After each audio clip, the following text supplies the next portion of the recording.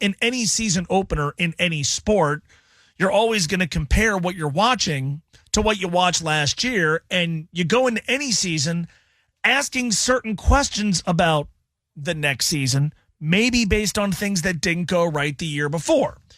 And so, last year's team in the final 5 games of the season, offensively was defined by lack of explosive plays, not throwing the ball downfield. It's why there was so much excitement for overhauling the wide receiver room. And so one of the things many of us wondered coming into last night was, okay, they were not explosive last season. They didn't take shots downfield.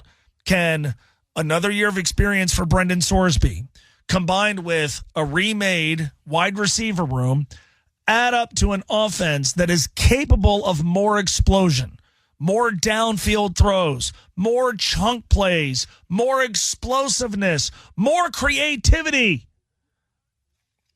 Well, last night the answer was no. Brendan Sorsby's longest pass play was for 14 yards. At halftime, he had 20 yards passing. For the game, he finished with 69. Now, you may put that on Brendan Sorsby. I think the quarterback is always at least somewhat complicit. You may simply want to tip your hat to Nebraska's secondary, and there's good reason to do that.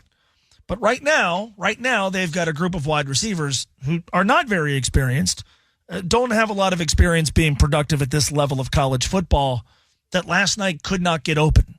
Does that end up being a one-off? Does that end up being an outlier? Does the benefit of time and more time to practice with each other and more experience add up to a unit that ends up being really good and capable of putting up big numbers and explosive plays and helping Brendan Sorsby achieve a level of stardom at quarterback that he has yet to achieve? Maybe.